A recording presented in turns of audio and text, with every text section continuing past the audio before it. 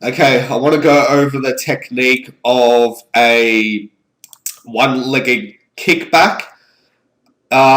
This exercise I will give to you as a kind of rehab and or prehab exercise, most likely before you do stuff like squats and deadlifts, so we can get your glutes firing properly.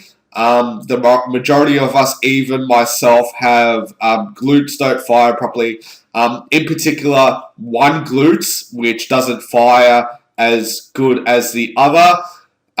For those who get tight in the hip flexor, usually I find if you are tight in the hip flexor, that same side glute probably does not fire properly. Therefore, this exercise is a good way to teach this to switch off and this to turn on.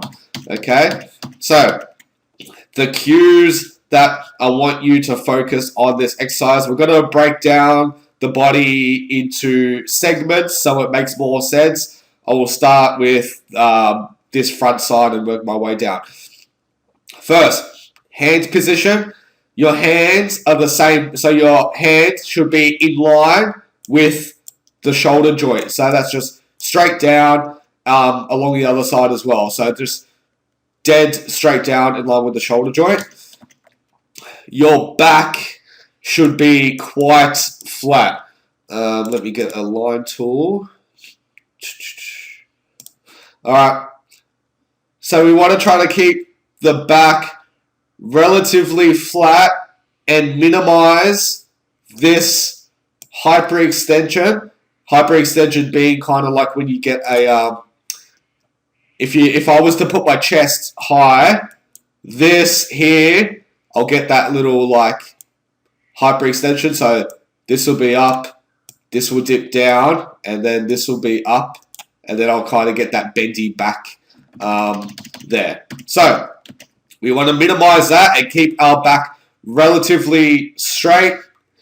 Your hips, so from this side of my hip to the other side of my hip, actually, I'll go from this view. Alright. So, let's see. I'm a tiny bit off, but it's not that bad.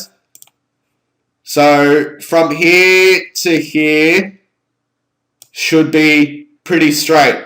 I'm a tiny bit off because this knee is not in line with here. I should probably be more here. If I tuck that in, then that would have got that straight.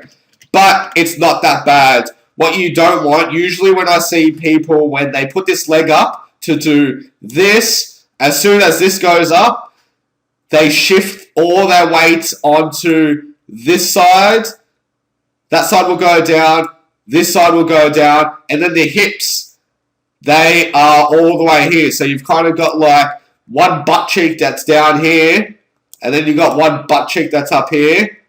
And we don't want that because when you're doing this leg kickback, you're probably not really using this butt cheek much. You're probably using something like your back here, or you're probably putting all load on the side of your external rotator, taking away from that glute there, okay?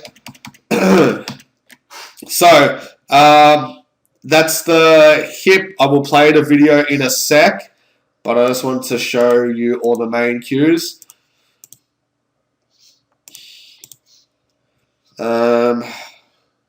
Okay. When I'm doing...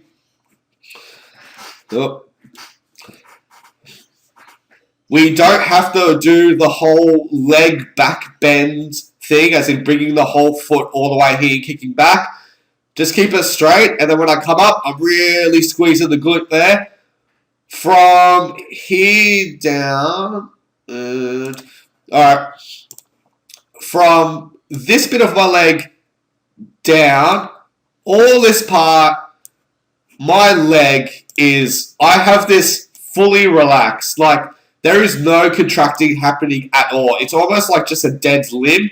In particular, this hamstring area, when you go to do this contraction of the glute, the top movement. This typically wants to contract, okay? Try to mentally think that there is no contraction of that hamstring occurring at all, and it's all happening at the glute. It may take a little bit of practice. I usually find if the glute does not fire properly, this takes the load, this takes the load, and the hip flexor takes the load, and this doesn't actually do a whole lot. So the only way to fix that is when you are performing this exercise, you want to mentally think that you are using this and not and trying to relax this hip and the back. All right. The more you think of using this glute, the stronger the signal will get there, the better ability you will be able to fire that.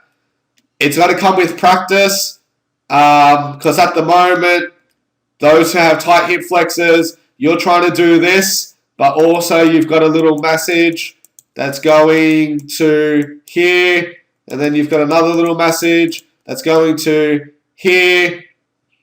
We need to keep practicing this exercise so over time, all these massages that are going to the glute switch off. We get rid of those pathways. So the only pathway which is occurring is that one from here to the butt cheek. All right. And now I will shut up and you can see me perform this exercise in all of its glute glory.